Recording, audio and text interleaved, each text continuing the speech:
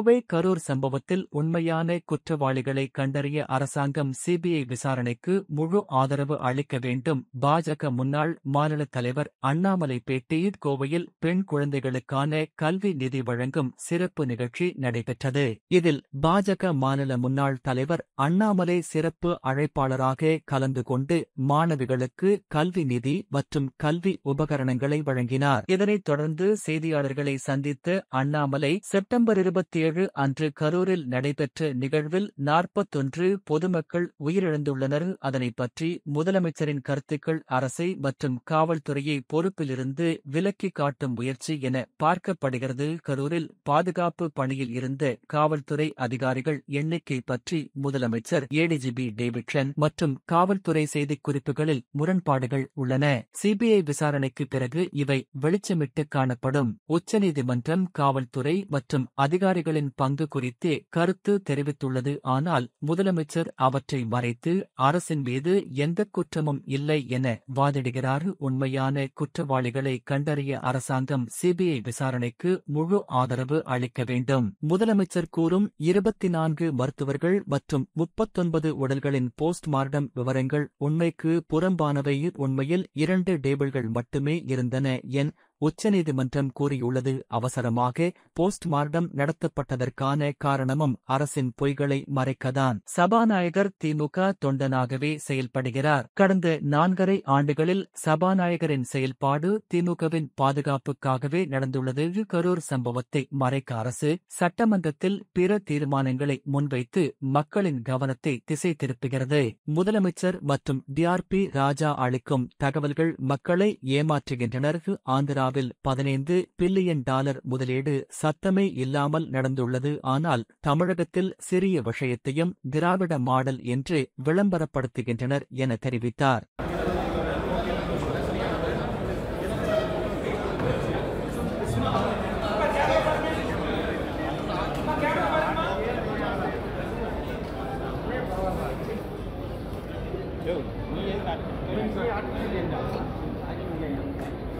நம்முடைய பத்திரிகை அன்பர்களுக்கு எங்களுடைய மாலை வணக்கத்தை தெரிவித்துக் கொள்கின்றோம்.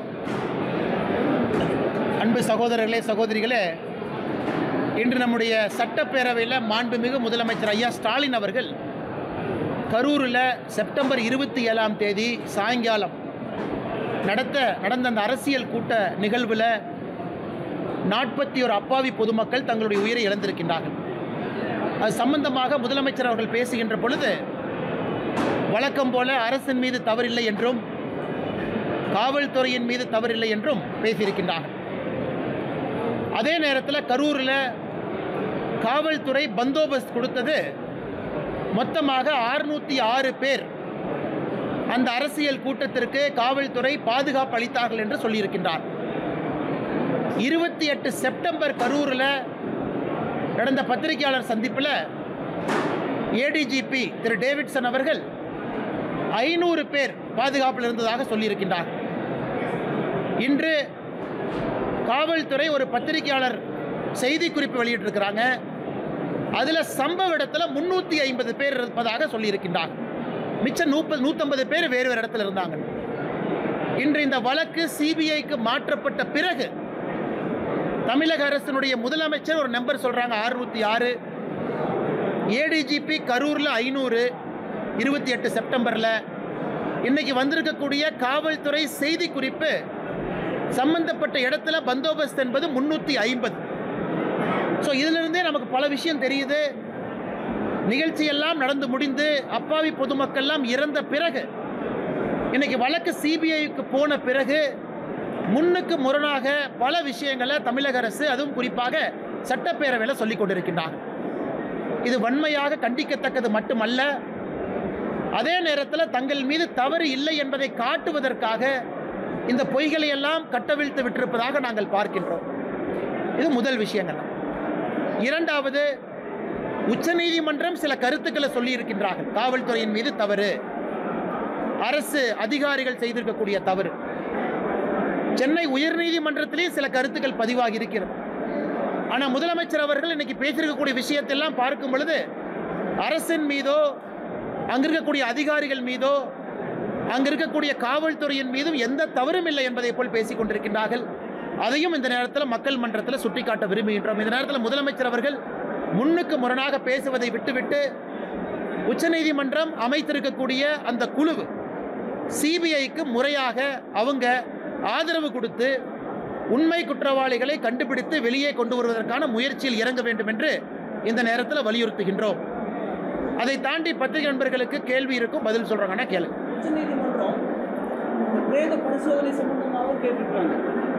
உச்சநீதிமன்றத்தினுடைய அந்த அப்சர்வேஷனை பார்க்கும் பொழுது தமிழக அரசு சொல்லி இருக்கின்றார்கள், காலையில் அதிகாலை, அதாவது 28 செப்டம்பர் அதிகாலை 1:45 மணிக்கு முதல் போஸ்ட்மார்ட்டம் செய்ய ஆரம்பித்தோம்.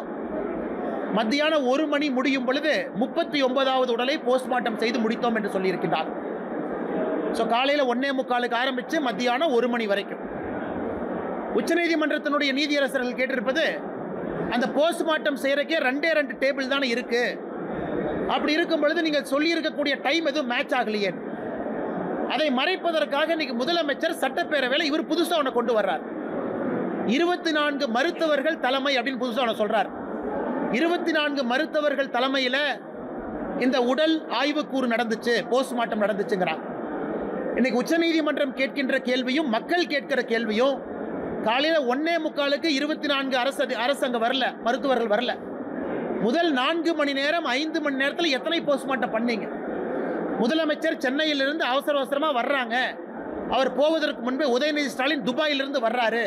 வந்தவுடனே போகிறதுக்கு முன்னாடி சில பேர்த்துக்கு மாலை போடணும், மரியாதை செய்யணும், ஃபோட்டோ எடுக்கணும் என்பதற்காக அவசர கதியிலே இந்த போஸ்ட்மார்ட்டம் செய்ததாகத்தான் நாங்கள் பார்க்கின்றோம். இது நிச்சயமாக சிபிஐ என்கொயரியில் இது வெளியே வரும். 2 டேபிள் வச்சுக்கிட்டு 39 பேர் அன்னைக்கு நீங்கள் 12 மணி நேரம் கணக்காட்டுறீங்க, அது வாய்ப்பே இல்லை. மருத்துவர்களும் பற்றாக்குறை தான். ஏன்னா சிபிஐ வந்ததுக்கப்புறம் லாக் எடுப்பாங்க, கால் லாக் எடுத்து பார்ப்பாங்க, யார் எப்போ வந்தாங்க, யார் போனாங்க. அதனால் அதுவரை பொறுத்திருப்போம். நிச்சயமாக அரசனுடைய பொய்களும் மாண்புமிகு முதலமைச்சர் ஐயா ஸ்டாலின் அவர்களுடைய பொய்களும் அன்னைக்கு வெளியே வரும் என்கின்ற முழு நம்பிக்கை எங்களுக்கு இருக்கு.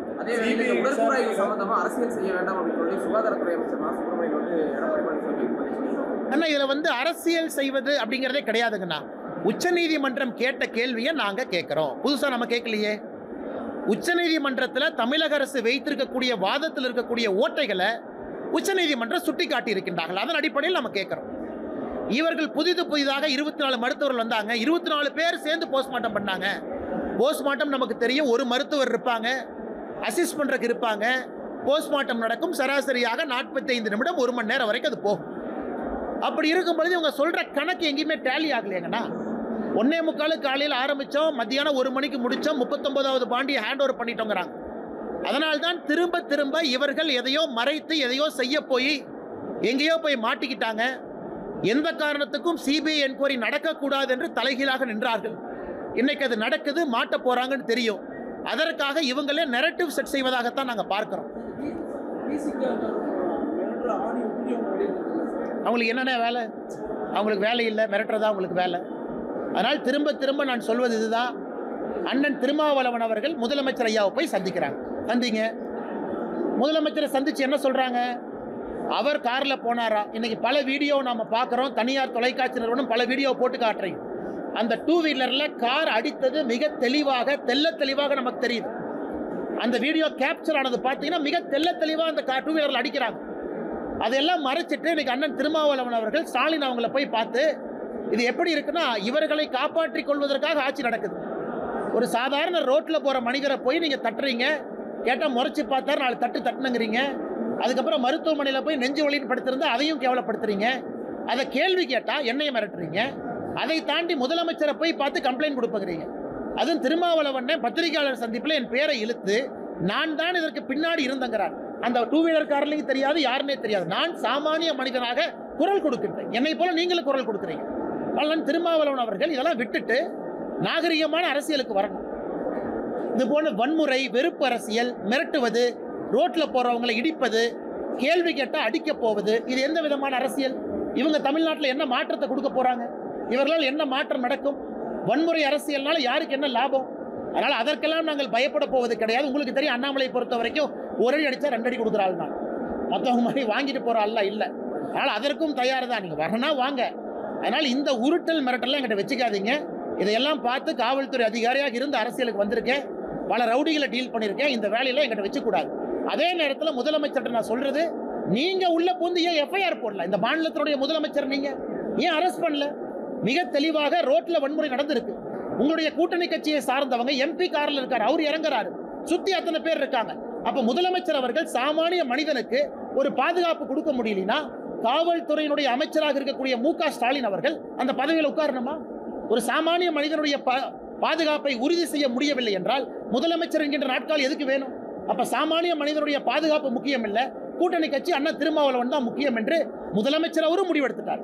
இதை தமிழக மக்கள் அண்ணா இன்னைக்கெல்லாம் அந்த காலம் மாதிரி இல்லைண்ணா, டிவியில் நீங்கள் அத்தனை ஆங்கிளில் ஃபோட்டோ எடுக்கிறீங்க, இந்த ஆங்கிள் அந்த ஆங்கிள் போடுறீங்க, தனியார் தொலைக்காட்சி எல்லாத்தையும் நம்ம பார்க்குறோம், வேறு வேறு ஆங்கிளில் காட்டுறீங்க. சாமானிய மனிதனுக்கு தெரிந்துவிடும் யார் ஏமாத்துறாங்க, யார் பொய் சொல்கிறாங்க.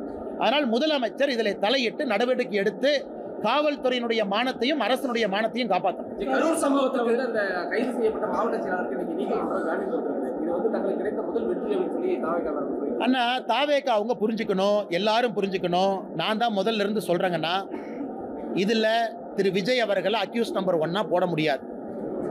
அதே நேரத்தில் ஜாமீன் என்பது இயல்பாக எல்லாருக்கும் கிடைக்கத்தான் போகுது. இவங்க யாரும் போய் கொலை பண்ணல, யாரும் கத்தி எடுத்து குத்தல. தவறு நடந்திருந்தால் சிபிஐ வர்றாங்க, அதுக்கான சார்ஜ் ஷீட் பண்ணுவாங்க, எவிடன்ஸ் கொடுப்பாங்க.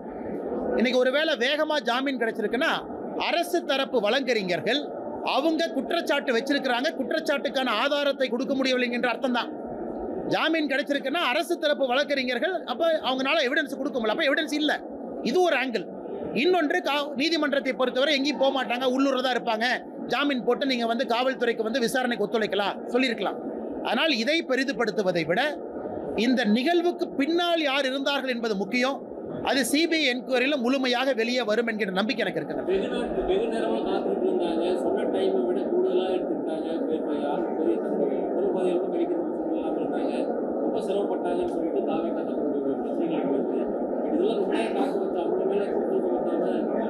அண்ணா இன்னைக்கு வந்து காவல்துறை அவர்களுக்கு எப்போது வேண்டுமானாலும் ஒரு கூட்டத்தை கலைப்பதற்கான முழு அதிகாரம் இருக்கு.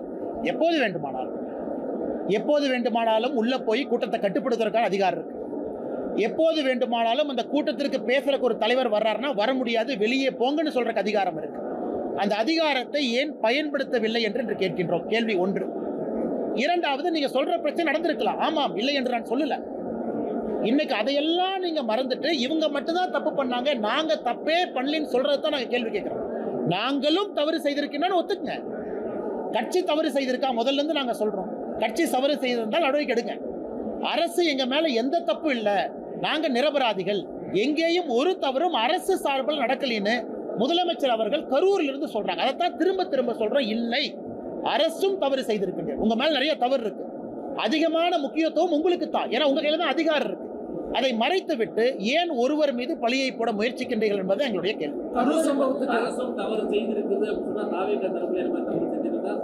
எனக்கு தெரியல, சிபிஐ என்கொயரி நடக்கட்டும்.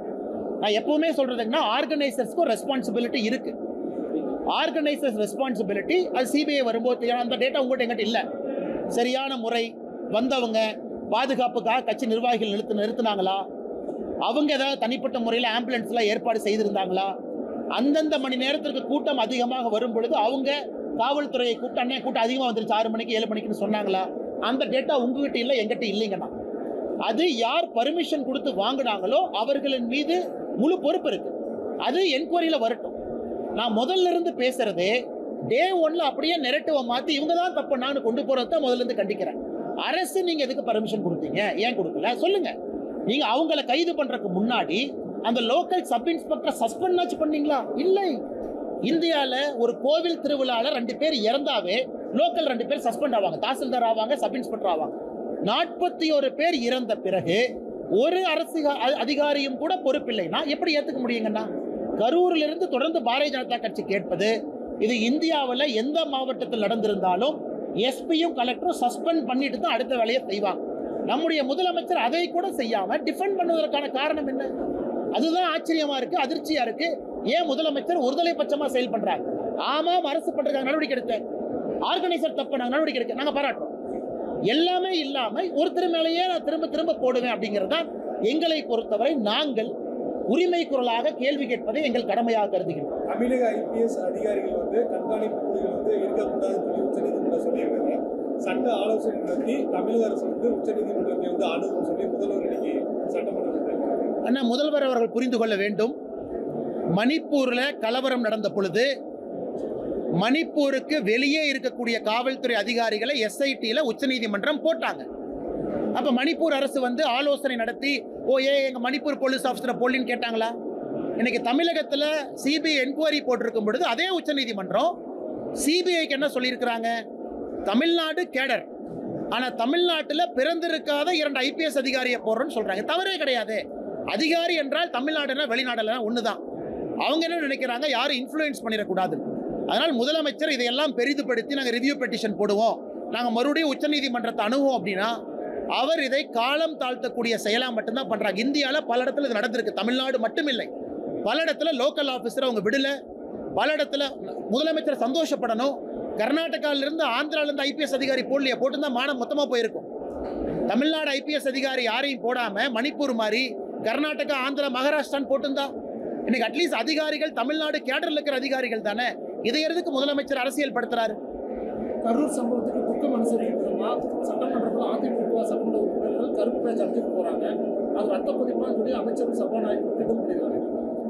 அண்ணா, சபாநாயகரை பொறுத்தவரை அவருடைய செயல்பாடு கடந்த 4.5 ஆண்டுகள் பார்த்தீங்கன்னா ஒரு திமுக தொண்டனை விட மிகச் சிறப்பாக இருக்கிறது. முழுசாக 100 மார்க் கொடுத்துடலாம்.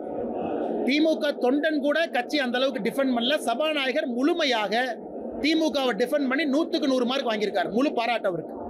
ஆனால் சபாநாயகர் வேலையை ஒரு நாளும் செய்யல. அவர் சபாநாயகர் இருக்கையில் அமர்ந்து கொண்டு அவர் இத்தனை காலமாக செய்வதெல்லாம் திமுக தொண்ட வேலை தான். இது மட்டும் இல்லை, இன்னைக்கு நம்முடைய பாரதிய ஜனதா கட்சியினுடைய 4 MLAக்கள், நம்முடைய மாநில தலைவர் அண்ணன் நயினார் நாகேந்திரன் அவர்கள், நம்முடைய கோயம்புத்தூர் தெற்கு தொகுதி MLA அக்கா வானதி ஸ்ரீனிவாசன் அவர்கள், மொடக்குறிச்சி சரஸ்வதி அம்மா, நம்முடைய காந்தி ஐயாவை பல இடத்துல சபாநாயகர் அவமானப்படுத்தியிருக்கார். மைக் ஆஃப் பண்ணுறது, அவங்க பேசும்போது ஏளனமாக பார்க்கறது, இது கடந்த 4.5 ஆண்டுகளில் தொடர்ச்சியாக செய்கிறாங்க. இன்னைக்கு அனைத்து இந்திய அண்ணா திராவிட முன்னேற்ற கழகத்தினுடைய சட்டமன்ற உறுப்பினர்கள் அந்த கருப்பு பேட்ச் அணிந்திருக்கும் பொழுது அதையும் மிக கேவலமாக சித்தரிச்சிருக்கிறாங்க. அந்த அளவுக்கு தான் மனிதாபிமானம் இருக்கு. நேற்று ஒருத்தர் சொல்றாரு, நாங்க இதையெல்லாம் தாண்டுவோம், இதெல்லாம் டிராமா தான், இதெல்லாம் தாண்டி மக்கள் ஓட்டு போடுறோம். எப்படி ஓட்டு போடுவாங்கன்னா, தினமும் இது போன்று நீங்க அசிங்கமா பேசுறீங்க, மோசமா பேசுறீங்கன்னா மக்கள் எப்படி உங்க பக்கம் வருவாங்க? அதனால இது மக்கள் மன்றத்தில் மட்டும்தாங்க நான் தீர்ப்பு, வேற எங்கேயும் தீர்ப்பு இல்லை.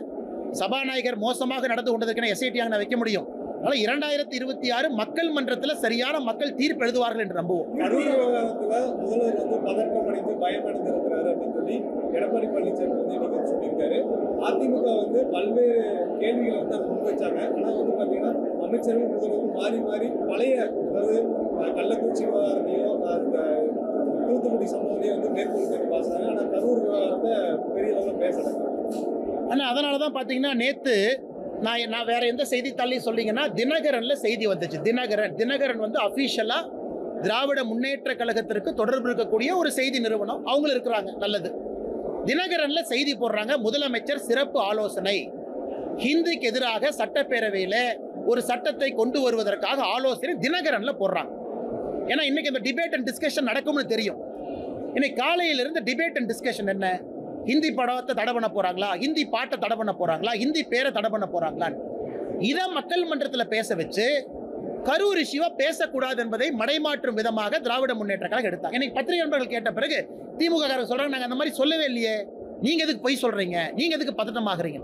அப்படி இருக்கும் பொழுது தினகரன் செய்தி ட்விட்டர்ல நேற்று எப்படி வந்துச்சு? அதனால் மறைப்பதற்காக பல விஷயத்தை மாற்றி மாற்றி பேசுறீங்க, நேரடியாக கேள்விக்கு பதில் சொல்ல மாட்டீங்க. மாண்புமிகு முதலமைச்சர் ஐயா ஸ்டாலின் அவர்கள் தவறான தரவுகளை கொடுக்குறீங்க. 606ன்னு ஒரு நம்பரை சட்டமன்றத்தில் சொல்றீங்க, ஆனால் ADGP 500ன்னு சொல்றாரு. மத்தியானம் ரிலீஸ் பண்ணிருக்கிற பிரஸ் நோட்ல 350ங்கிறீங்க. எப்படி நண்பரோ எனக்கோ உங்களுக்கோ முதலமைச்சரின் மீது நம்பிக்கை வரும்? அதனால முதலமைச்சர் அதிகாரிகள் தவறான வழி நடத்துறாங்களா, இல்ல முதலமைச்சரே தன்னை தவறாக வழி நடத்துறாரான்னு அவர் தான் நமக்கு சொல்லுங்க.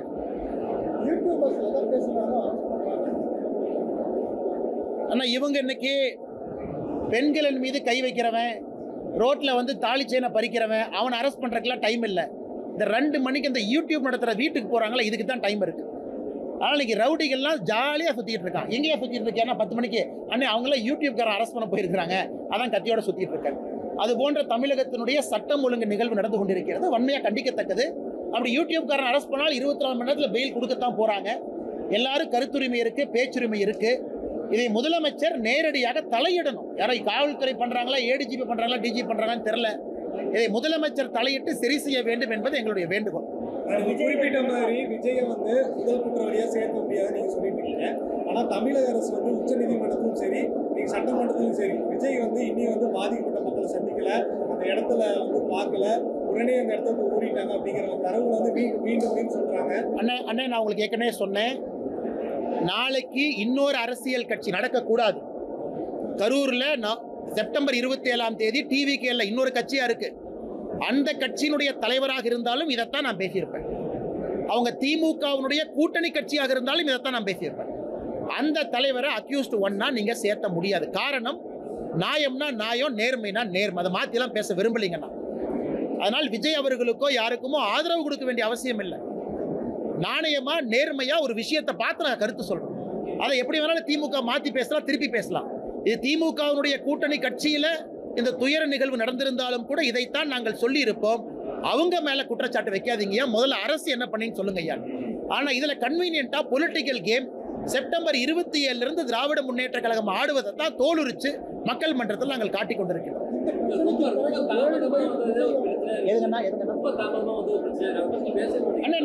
தலைவா இங்க பாருங்க தலைவா, சாரி சார்.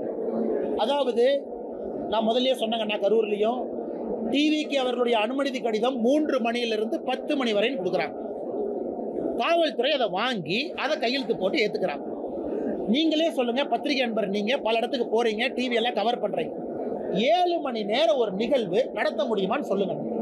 3 மணியிலிருந்து 10 மணி வரை அப்படின்னு டிவிக்கு அவருடைய அனுமதி கடிதத்துல நீங்கள் அனுமதி கொடுத்து கையெழுத்து போட்டிருக்கும் பொழுது விஜய் 3 மணிக்கு வரலாம், 4 மணிக்கு வரலாம், 9 மணிக்கு வரலாம், 10 மணிக்கு வரலாம்.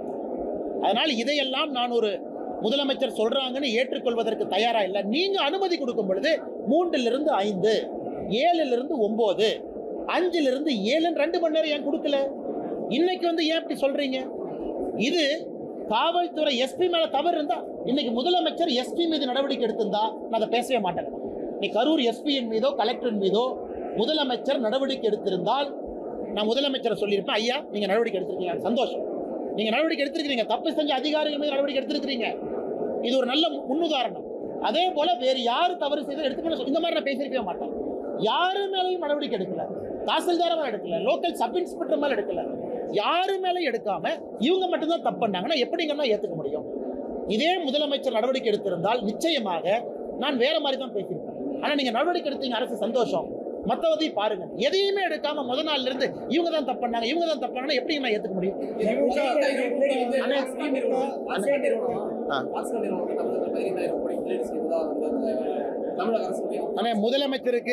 முதலமைச்சருக்கு ஆங்கிலம் தெரியாது, பாக்ஸ்கான்காரங்களுக்கு தமிழ் தெரியாது, அந்த ரூம்ல உட்காந்து என்ன பேசினான்னு உங்களுக்கும் தெரியாது, எனக்கும் தெரியாது. இதை வந்து நம்ம டிஆர்பி ராஜா அண்ணன் ரொம்ப கன்வீனியன்ட்டா பாக்ஸ்கான் வந்தாங்க, ஒரு போட்டோவை போட்டு 15,000 கோடி 14,000 வேலை வாய்ப்பு அப்படி அப்படின்னு அடிச்சு விட்டார். பாக்ஸ்கான்காரன் அவன் பல பிரச்சனை அவனுக்கு இருக்கு. ஏன்னா ஆந்திராலேருந்து ஃபோன் பண்ணுவாங்க, மகாராஷ்டிராலேருந்து கூப்பிடுவாங்க, ஒரிசாலேருந்து கூப்பிடுவாங்க. அதனால பாக்ஸ்கான்காரங்க அப்படியெல்லாம் பொய் சொல்லிட்டுலாம் போக முடியாதுங்க. அவங்க என்ன சொன்னாங்க, ஐயா நாங்கள் உங்க கூப்பிட்டதுக்காக வரல, 1 ஆண்டுகளுக்கு முன்பே முடிவு செஞ்சோம் இந்த இடத்துல எக்ஸ்பான்ஷன் பண்ணணும், அதுபடி தான் பண்ணணும். பாக்ஸ்கான் நிறுவனம் இன்று உண்மையை பேசிய பிறகு தமிழக அரசுக்கு பிரச்சனை. இதை தமிழக அரசுக்கு என்னுடைய அறிவுரை என்னன்னா, தமிழ்நாட்டில் இன்னைக்கு டீ கடை ஆரம்பிச்சா கூட திராவிட மாடல்னு போர்டு வைக்கிறீங்க, ஏன்னா எல்லாம் அநியாயமா. அங்க பாத்தீங்கன்னா ஆந்திர பிரதேசில் அண்ணன் சந்திரபாபு நாயுடு $15 பில்லியன் 15 பில்லியன் விசாகப்பட்டினத்தில் கூகுளை கொண்டு வந்து ஏஐ டேட்டா சென்டர் சத்தமே இல்லாமல் இறக்கிட்டார். 15 பில்லியன் எங்க? ஏன்னா 2 சோப் டப்பா தயாரிக்கிறது எங்க? அதனால அண்ணன் டிஆர்பி ராஜா அவர்கள் நல்ல முதலமைச்சரை ஏமாத்துறாரு. 2 பேர் வந்தா போதும், பிடிச்சி கொண்டு வந்து கோட்டை மாட்டி போட்டோ எடுத்து போடுறா போஸ்டர் அப்படின்னு. இதெல்லாம் ரொம்ப நாளைக்கு இந்த உண்மை நிற்காது. இன்னைக்கு பக்கத்தில் சத்தம் இல்லாத கர்நாடகா, மகாராஷ்டிரா, ஆந்திரா, தெலங்கானா பாடுங்க, சத்தம் இல்லாமல் 1000 கோடிகள் உள்ள வருது. அதனால் இவர்கள் தேவையில்லாம ஆடம்பரமாக விளம்பரப்படுத்தி திராவிட மாடல் இவங்களே சத்தம் போட்டு இன்னைக்கு மாட்டிக்கிட்டாங்க. அதான் உதாரணமாக கொடுக்குறேன். ஆந்திரா இன்னைக்கு எப்படி முன்னாடி போறாங்க, தமிழகம் முன்னாடி போக முடியும். அதனால் முதலமைச்சர் அண்ணன் டிஆர்பி ராஜா பேச்சை குறைத்து செயல் அதிகமாக ஈடுபடணும். இந்த பாக்ஸ்கான் கான்ட்ரோவர்சி அதிகமாக பேசுவதால் வந்த விளைவு தான் நான் பார்க்குறேன்.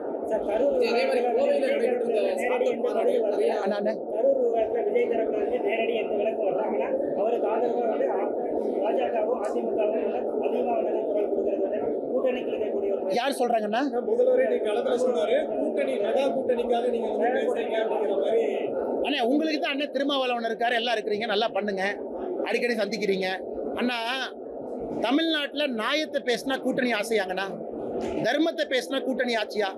நாங்கள் தான் சொல்கிறோம் பாருங்க, உங்களுடைய கூட்டணி கட்சி வந்து 27 செப்டம்பர் இந்த நிகழ்வு நடந்திருந்தால் அன்னைக்கும் அந்த தலைவர் நாங்கள் டிஃபெண்ட் பண்ணியிருப்போம். நீங்கள் அநியாயமாக யாரின் மீதையோ வழக்கை போட வேண்டும் என்று நினைக்கின்றீர்கள். நியாயத்தை பேசும்பொழுது எப்படி அது அநியாயமாக மாறுங்கண்ணா? இது முதலமைச்சருக்கும் தெரியும். அதனால தான் 606, 500, 350 ஒரு நம்பரை பேசுகிறாங்க. அதே மாதிரி அகமதாபாத்துடைய கட்சி ஆரம்பிக்கிறதுக்கு முன்னாடி அனிதா ஆனா அவருடைய கட்சி இது 41 பேர் இருந்த பிறகு அவர் வந்து அந்த பக்கமே போகல. நியாயமான கேள்வினா இது நீங்கள் யார்கிட்ட கேட்கணும்? விஜய்கிட்ட கேட்கணும், தமிழக வெற்றி கழகத்தில் கேட்கணும். ஆனால் முதல்ல இருந்து நான் திரும்ப சொல்வது, எல்லோரும் எவ்வளவு வேகமாக பொறுப்பெடுத்து அதை முழுவதுமாக தன்னுடைய மாரல் ரெஸ்பான்சிபிலிட்டியாக ஒரு தலைவன் அதை ஏற்றுக்கொள்ளும் பொழுது அந்த தலைவன் மக்கள் மனசில் உயர்றார். அது ரொம்ப அரசியலுடைய அடிப்படை. மாரல் ரெஸ்பான்சிபிலிட்டி, என்னுடைய பொறுப்பு, நாங்கள் அப்படின்னு. அதனால் இன்னைக்கு மக்கள் மன்றத்தில் எல்லோரும் பார்க்குறீங்க. இதே கேள்வி நான் முதலமைச்சர் கேட்கலாம், ஐயா நீங்கள் கரூர் வந்தீங்க, ஏன் கள்ளக்குறிச்சிக்கு போகலீங்க? அதனால் அதுக்குள்ள நான் போக விரும்பலீங்கன்னா சம்பந்தப்பட்ட தலைவர்கள்ட்ட நீங்கள் கேட்க போகிறீங்க. அவங்க சொல்கிற பதிலில் மக்கள் சமாதானம் ஆகிறாங்களா ஆகலையா, மக்களுக்கு பிடித்தவர்கள் ஆகிறாங்களா வெறுக்கிறவங்க ஆகிறாங்க, மக்கள் முடிவு பண்ண போகிறாங்க. அதனால் மக்கள் மன்றத்தில் அதை வச்சிடங்க. அகமதாபாத் விமான விபத்தில் வந்து பார்த்தீங்கன்னா ஐயா அண்ணா, கோயம்புத்தூரில் ஒரு தனி மனிதர் இது போன்று தன்னுடைய சம்பாதித்திருக்கக்கூடிய சொத்தை வந்து தந்தை இல்லாத 100 குழந்தைகளுக்கு வருடத்திற்கு 10,000 ரூபாய் ஊக்கத்தொகையாக கொடுப்பேன் என்று அண்ணன் பாலாஜி உத்தமராஜ் அவர்கள் உத்தம் ஃபவுண்டேஷன் மூலமாக ஒரு அருமையான விஷயத்தை பண்ணியிருக்கிறாங்க. நாம் எல்லாம் இங்கே வந்து பங்கேற்றிருக்கின்றோம். தமிழ்நாட்டில் குறிப்பாக நான் நிறையா பேசினேங்கன்னா கல்வி இன்னைக்கு கல்வி வந்து வசதி இருக்கவங்களுக்கு ஒரு மாதிரி, வசதி இல்லாதவங்களுக்கு ஒரு மாதிரி இருக்குது. அது ரொம்ப தவறு. இதை நம்ம நிவர்த்தி செய்யணும். இது உடனடியாக அடுத்த 10 ஆண்டுகளுக்குள்ள கல்வி என்பது சமமாக எல்லோருக்கும் வருவதற்கான வாய்ப்பை ஏற்படுத்தி கொடுக்கணும். அதை செய்யணும். அதுவரை ஒரு பாலாஜி உத்தமராஜ் 10, 100, 200, 1000 பேர் வேணும். அண்ணன் பேரை சொல்கிற பேர் தெரியாதவங்க எத்தனையோ பேர் வேலை செய்கிறாங்க. அது போன்ற நல்லவர்கள் நமக்கு நிறைய கிடைக்கும். உடற்குறை சர்ச்சை வந்து அகமதாபாத் விமான விபத்தை மேற்கொண்டு 12 மணி நேரத்தில் 29 உடல்கள் வந்து உடற்குறை செய்யப்படுச்சு. அதே மாதிரி தான் இங்கே வந்து 5 டேபிள்ல 14 மணி நேரத்தில் வந்து 39 உடல்கள் வந்து உடற்குறை செய்யப்படுது சொல்லி நீங்கள் வந்து ஒரு தகவல் சொல்லியிருக்காங்க. மேற்கொள் ஆனால் இதில் எதுவுமே தவறு சரின்னு நான் சொல்லிங்கன்னா, தமிழ்நாடு அரசு சொல்லி இருக்கக்கூடிய மருத்துவர்கள் எண்ணிக்கைக்கும் டேபிள் எண்ணிக்கைக்கும் 39 நபர்களுக்கும் சம்பந்தம் இல்லைங்கிறதா நம்ம ஆர்கியூமெண்ட். 24 டாக்டர் காலைல 1:45 வந்தாங்களா இல்லை என்பதுதான் நம்ம ஆர்கியூமெண்ட். இன்னைக்கு குஜராத் அரசு எனக்கு தெரியாதுங்கண்ணா டேட்டா, எத்தனை மருத்துவர்கள் எத்தனை டேபிளில் எத்தனை பேர் பண்ணாங்க, அந்த டேட்டா எல்லாம் என்னால் சொல்ல முடியாதுங்கன்னா. தமிழ்நாடு அரசு சொல்லி இருக்கக்கூடிய டேட்டாவை நம்ம கொஸ்டின் பண்ணுறோம். அதைத்தான் உச்சநீதிமன்றமும் கொஸ்டின் பண்ணியிருக்கிறாங்க. ஆனால் என்னை பொறுத்தவரை பெண்களுக்கான கல்வி என்பது ஆண்களுக்கு அளிக்கின்ற கல்வியை விட அதிக முக்கியத்துவமாக நான் பார்க்கிறேன். 2 சமந்தான். ஆனால் பெண்களை ஏன் கொஞ்சம் மேலே தூக்குறாங்கன்னா, ஒரு பெண்ணுக்கு கல்வி கொடுப்பதன் மூலமாக அந்த முழு குடும்பம் கல்வியால் முன்னாடி போகிறாங்க. அதனால தான் மிக அதிக முக்கியத்துவம் நம்ம பெண்களுக்கு கொடுக்குறோம். தமிழகத்தை பொறுத்தவரை நம்ம பாராட்டணும். இந்தியாவில் பெண்கள் அதிகமாக கல்வி கற்கக்கூடிய மாநிலமாக தமிழ்நாடு தொடர்ந்து இருக்கும். மேற்படிப்புக்கு அதிகமாக போகக்கூடிய பெண்கள் இருக்கக்கூடிய மாநிலமும் நாம தான். மேற்படிப்பு படித்துவிட்டு வேலைக்கு போகக்கூடிய மாநிலமாகவும் நாம தான் இருக்கிறோம். ஆனால் பத்தாதுங்கண்ணா, 50%, 40% என்பது பத்தாது. தமிழகம் இந்தியாவுக்கு முன்மாதிரியாக இருக்கணும். இந்தியா உலக நாடுகளுக்கு முன்மாதிரியாக மாறணும். அதனால் பெண்களுக்கு மிக மிக முக்கியம். அதனால ரொம்ப சந்தோஷம். தந்தை இழந்த பெண் குழந்தைகள், ஆண் குழந்தைகள் 2 பேர் வந்திருக்கிறாங்க.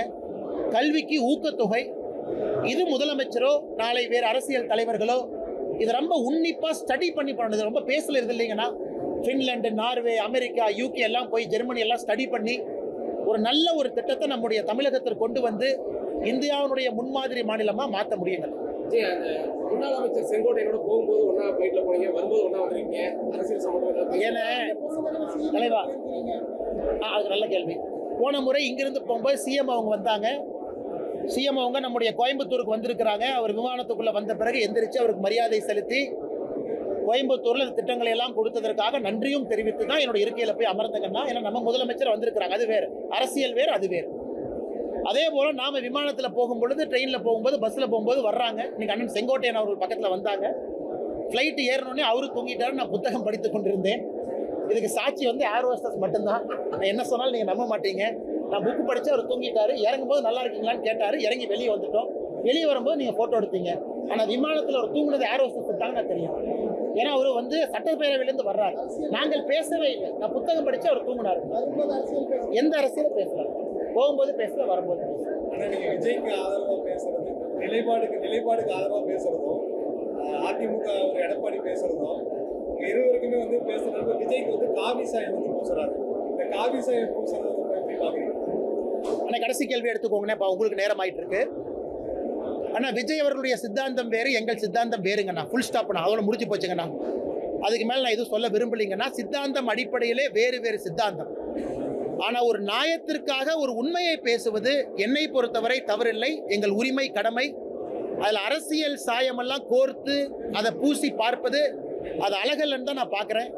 ஏன்னா பல இடத்துல நாம் பல பேர்த்த பாராட்டியிருக்கிறோம், பல பேர்த்தின் மீது குற்றச்சாட்டு வச்சிருக்கிறோம். அப்படித்தான் நீங்கள் இதை பார்க்கணுங்கண்ணா.